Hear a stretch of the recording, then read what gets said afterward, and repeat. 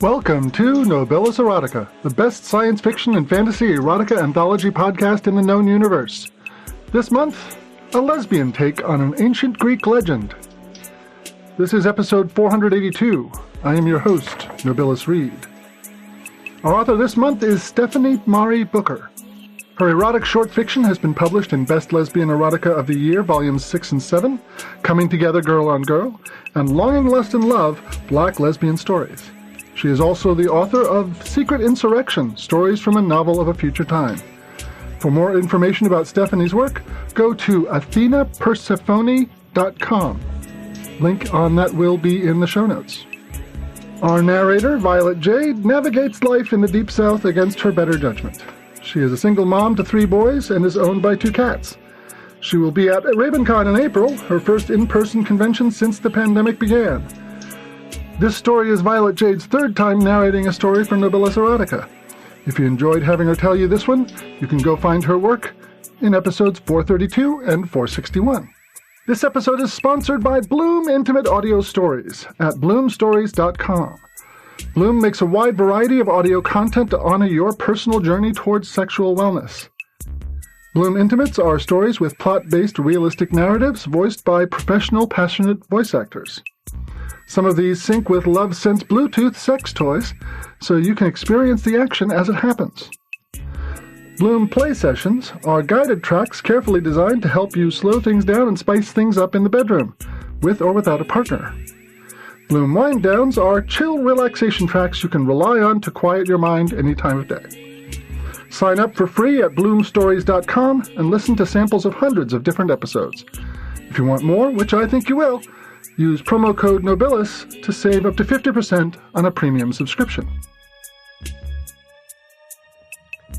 Pasiphae's Lover by Stephani Maari Booker.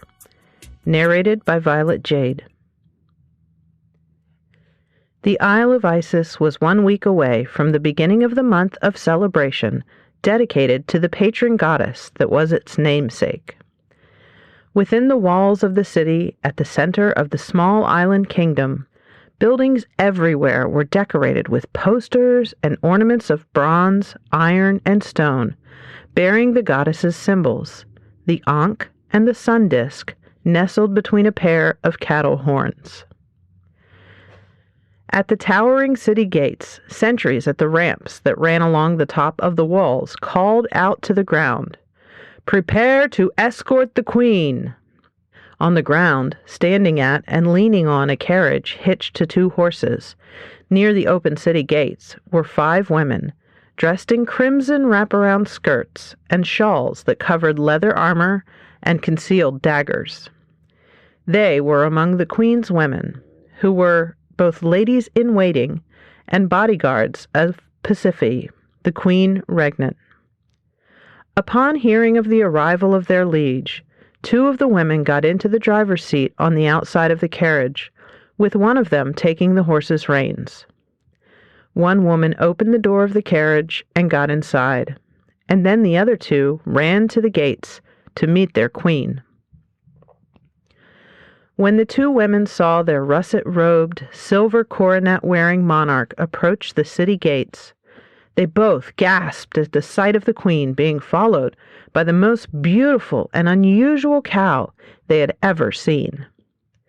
The cow's wavy fur was the shiny, pure black of an obsidian stone, and she bore gold on her horns along with golden hooves and eyes. The queen's women ran to their monarch, ready to react if the beast was any kind of threat. When they were close to the queen, she said, "I'm fine, ladies. Don't worry. This cow is a blessing from the goddess, to be given back to her on the last day of her holy month. She is quite gentle and tame." She petted the cow on her head. "And she's very smart and attentive. She follows me wherever I go and obeys my commands." "My lady, you really did it," Hannah, the taller of the 2 queen's women, said.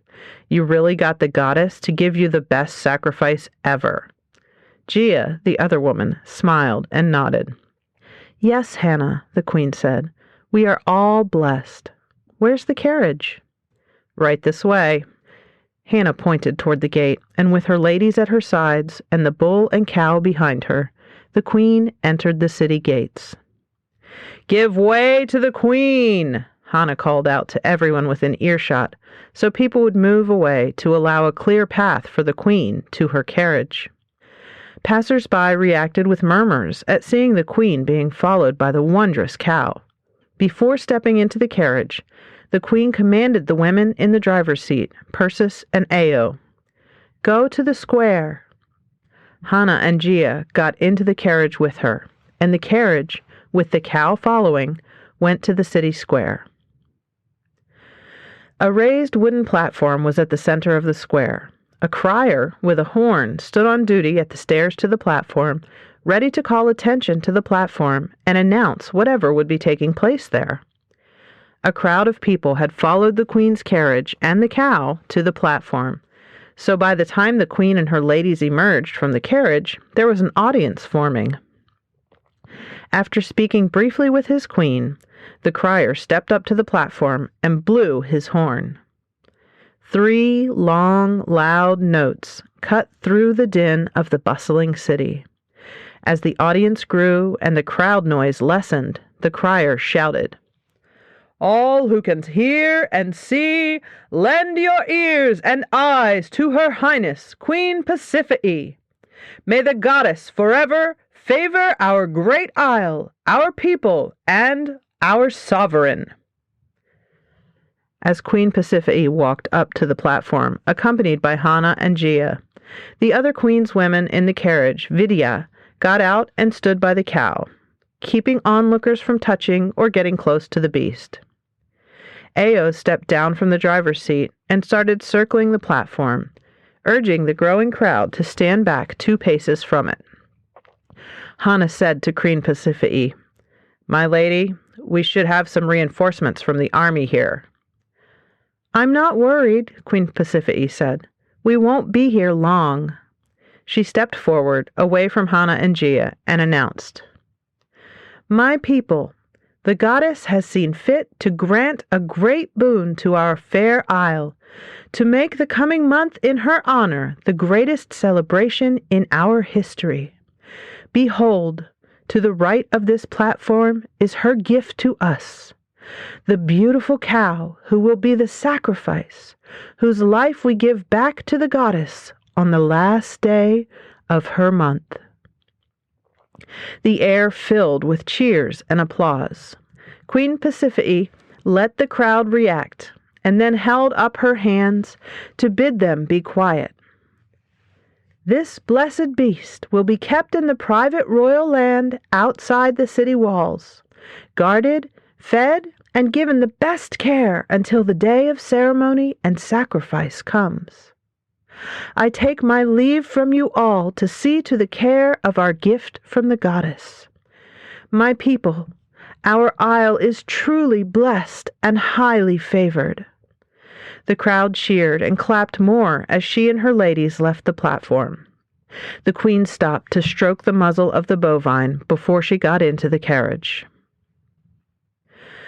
On the morning of the 20th day of the goddess's holy month, Queen Pasiphae sent word to her vizier that she would not be having her scheduled midday meal with palace staff, as she would be seeing the priestess of the Temple of Isis at that time. She also sent a messenger to the temple informing the priestess that the queen would be coming at noon to seek private counsel.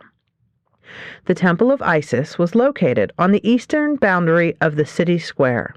The queen's carriage parked in front of the temple, and the queen left the carriage and her queen's women to walk through the open doors of the building. Immediately past the doorway was a public worship hall held up by columns as tall as the pylons. At the end of the hall was the door to the sanctuary, where the priestess and her acolytes performed rituals and gave offerings to an icon of Isis. Waiting at the entrance to the sanctuary was Priestess Nika, a woman about 10 years older than Queen Pasiphae's 30 years. When the queen approached the priestess, the women clasped each other's forearms and gave each other cheek kisses. "Welcome, and come in," Priestess Neka said, releasing one of Queen Pasiphae's arms and holding the other to guide the queen into the sanctuary, closing the door behind her. The sanctuary had circular walls and a domed ceiling with a round opening to the sky above at its center. In the wall opposite to the doorway, a tall niche held a bronze icon of the goddess Isis, standing with her infant son Horus at her bosom. Priestess Neka guided Queen Pasiphae to where they stood before the icon. The women then knelt and bowed before the icon, placing their foreheads on the floor. They stood up, and then Neka motioned toward a rug on the floor to the right of the icon that had 2 thick seat cushions on it, as well as a tray with 2 pitchers, 2 goblets, and 2 small cloths. "Let us have a seat," she said. The women walked over to the rug and sat down on the cushions facing each other. Priestess Neka placed her hand on one of the pitchers.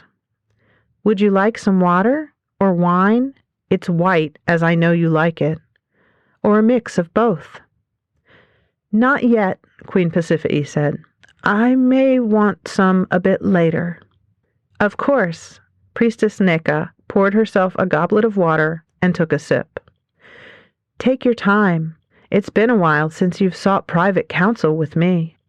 "Yes, not since my year of mourning," Queen Pasiphae responded, referring to the period after the death of her husband, King Jawara, 5 years before.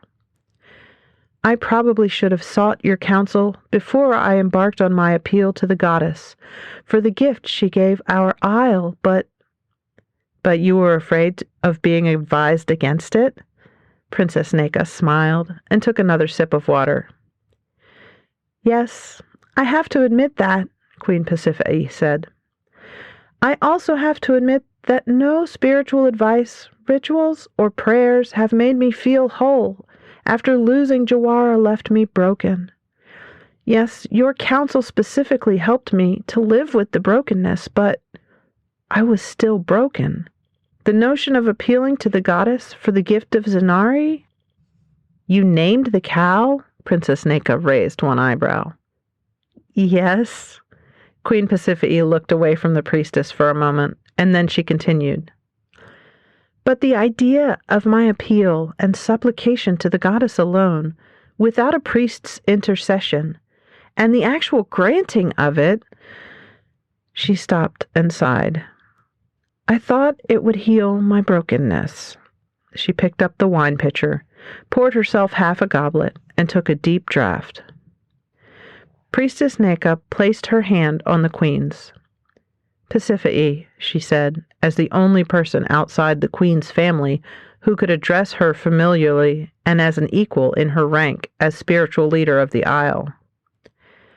"I would not dare to castigate you for receiving a boon from the goddess. That would be blasphemy, especially in her temple, before her image." She pointed her head toward the icon. "However, you seem troubled in some way that you think is related to the boon, yes?" "Oh, yes." Queen Pasiphae put the goblet down. "Last night I had a dream that I need your help deciphering the meaning." The night before, a flash of heat stirred Pasiphae, and she sat up in her bed. The sudden warmth she felt made her fan herself with her hands. Her bedchamber was dark, the only light a crack streaming around the gaps in the doors from the lit anteroom where Hana was awake and Ayo slept. Pasiphae opened her mouth to call out for Hana, but before she could speak, 2 small lights appeared at the right corner of her room. In the darkness, the 2 lights floated closer to the bed until she could see what they were. A pair of eyes, wide, golden and luminescent, with sharp slants that tilted them up, and pupils that were long and vertically pointed at both ends. Cat's eyes, Pasiphae thought. A large cat's eyes. Her fear rose, yet she was fixated by the eyes that floated closer to her bed. When the eyes hovered at the foot of the bed, the lamp that sat on the stand to the right of her bed came alight by itself, revealing that there was a face, a body that bore the glowing eyes. A woman with a complexion of fine, polished ebony wood, a round face with high cheekbones and deep dimples, a wide mouth with rich, plump lips. Her face was framed by a halo of tightly coiled black hair as broad as her shoulders. As the woman reached out and parted the bed curtains, Pasiphae saw that she was naked, with thick, soft arms and legs, wide hips and a round rump, an ample bosom and a rippling belly. Pasiphae was stunned by the woman's beauty, but fearful of the golden-eyed intruder. Still, she could not make herself move away as the woman got into the bed and crawled up to her, putting her face right in front of the queen. As the woman looked into Pasiphae's eyes, she gave the queen a wide, closed-mouthed smile. The woman then placed her lips, gently, on Pasiphae's. The moment the woman kissed her, Pasiphae was overwhelmed by desire. She felt as if the woman had passed this voracious want from herself to Pasiphae through her kiss. The powerful feeling inside her made her throw her arms around the woman, urging the woman with her lips and tongue to open her mouth and make their kiss more intimate. The woman fell back onto the bed, lying side by side, kissing and embracing. Pasiphae ran her hand over the woman's arms, back, and rear, enjoying her softness, her fatness, and her strength. In response, Pasiphae's mysterious lover reached down to the hem of her bedgown and lifted to pull it up. Pasiphae rose up from the bed to help her lover remove her gown, which her lover tossed on the floor. Pasiphae then pulled her headscarf off her head and threw it behind her, letting her jet-black, hip-length braids fall over her shoulders and back. The lover pulled Pasiphae into her arms and rolled onto her back, letting the queen lie on top of her plush body. After drinking more of her lover's sweet kisses, Pasiphae nuzzled her face into the cleavage of her lover's breasts, grasping the plum-peaked brown globes in her hands. She lifted her head and started nibbling and sucking all over the breasts, going back and forth between the pair. Pasiphae moved her loving bites down to her lover's abdomen along with her caresses, and then slipped her tongue into the navel for a deep kiss. As she did this, her lover opened her legs to let Pasiphae lie on the bed between them. The lover stroked Pasiphae's hair and rubbed her shoulders and upper back as the queen made love to her belly.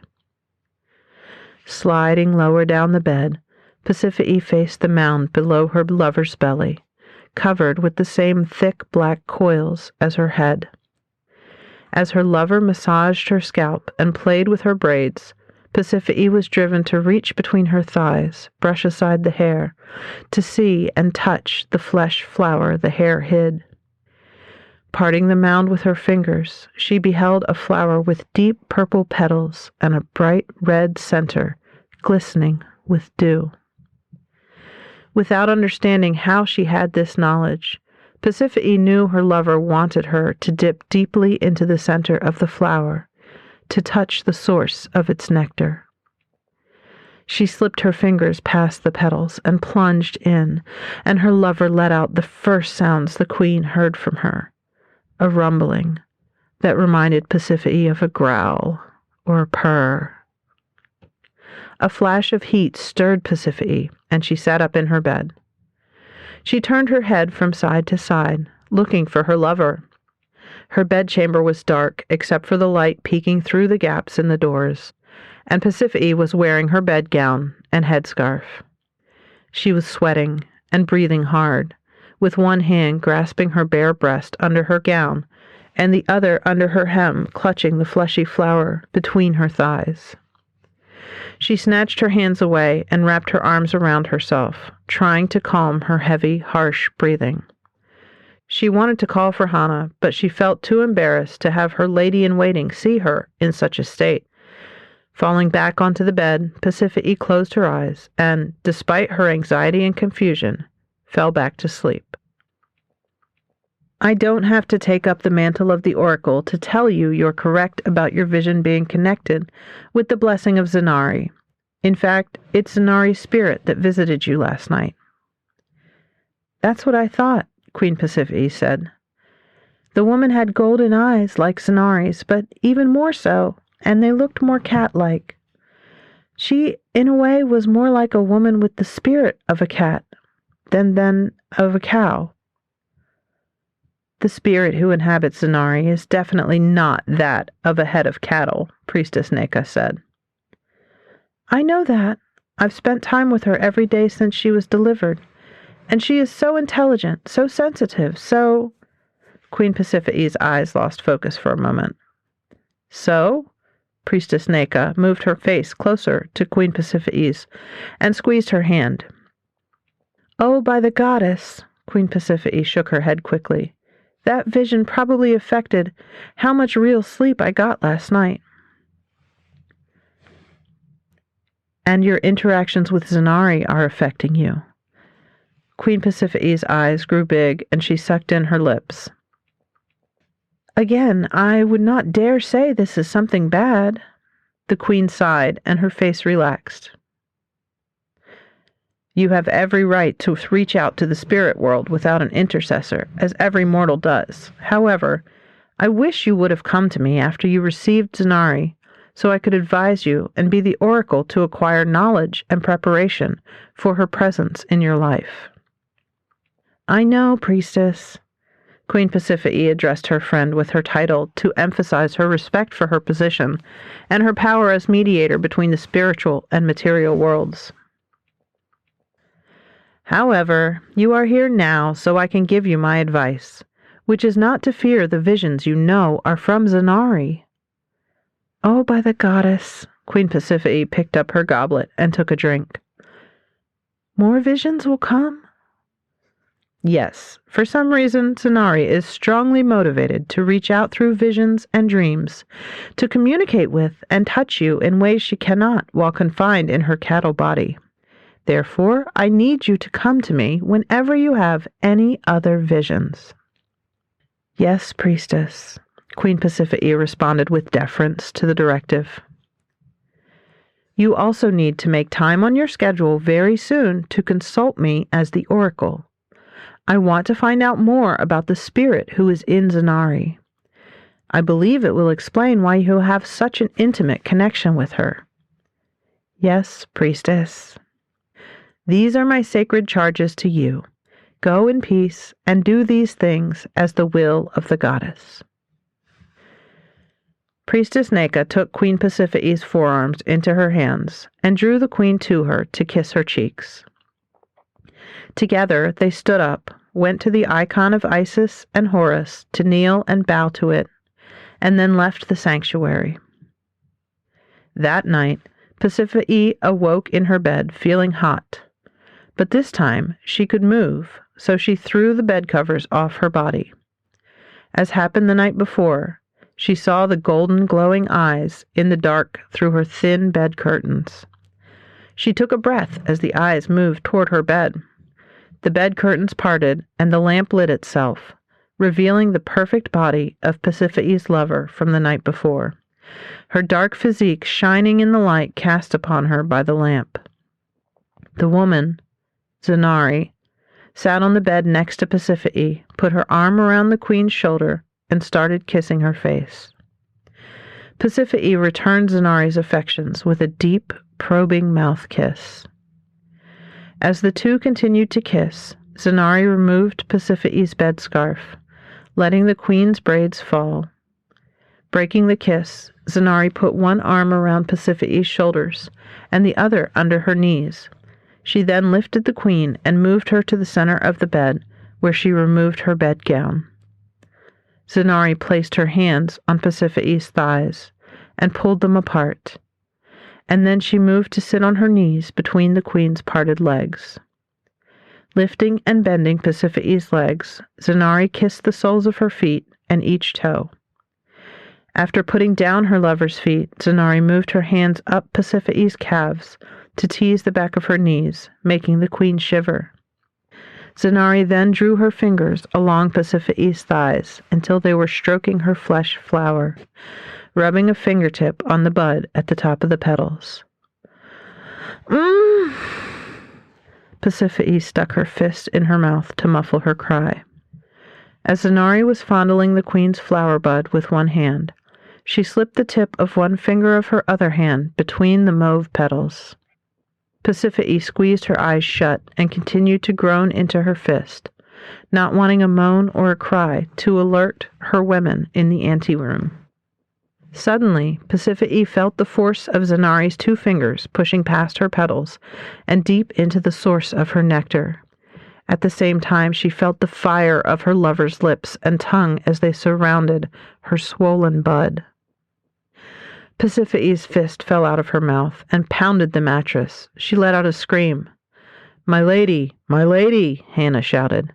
Pasiphae sat up in her bed and gasped at the sight of Hannah standing next to her bed, daggers in her hands, ready to take the life of whomever or whatever made her queen scream. One of the bedchamber doors was open, letting light into the room that was cut by the shadow of Gia standing with her blades unsheathed. The light also exposed Pasiphae in her bed with the covers thrown off, clothed in her bedgown and headscarf, with both hands under her skirt. Pasiphae removed her hands from between her legs, grabbed her bed covers, and pulled them over her lap. I'm all right, ladies. I'm fine. Are you sure, my lady? Hannah looked concerned as she slowly put her weapons away. Gia still had her daggers in hand as she looked around the room while standing in the doorway. Pasiphae was grateful to not see any trace of embarrassment or shame on her bodyguards' faces, at likely recognizing what their queen had been doing to herself.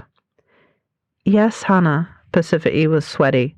Her heart pounded and her flesh flower was throbbing and wet. In spite of her awkward state, she knew she had to assuage her women's wariness and vigilance. Hannah, you can stay awake in my room tonight. Gia, you can leave and go back to sleep. Yes, my lady, Gia whispered as she sheathed her weapons. She was always soft-spoken the few times she ever spoke at all.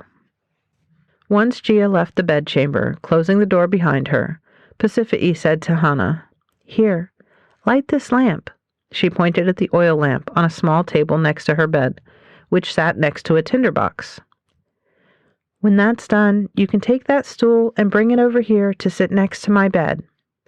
A 4-legged stool with a curved seat stood by the wall to the right of the doors. As Hannah used the tinderbox's supplies to ignite the lamp, Pasiphae turned away from the light and lay down on her side, pulling the covers over her head. On the morning of the 25th day in the holy month, Pasiphae knelt before Zenari the cow in the royal land. I know who you are, so I will call you by your holy name, the queen said. The Lady Bastet, the cat goddess, daughter of the almighty Isis.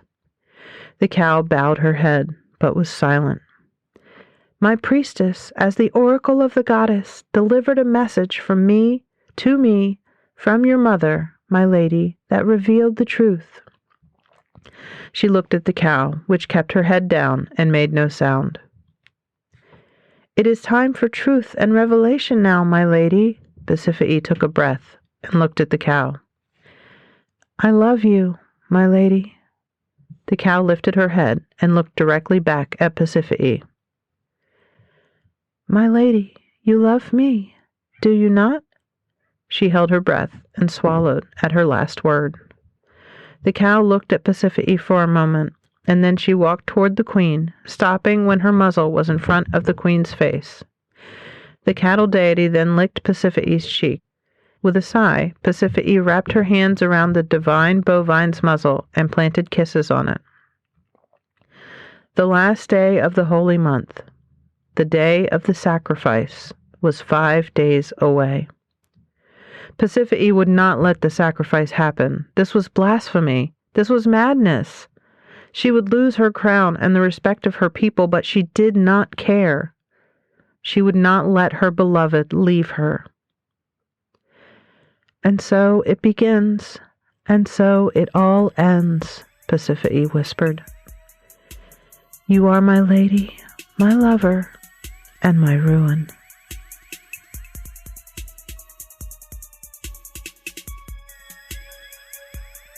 And that's our story.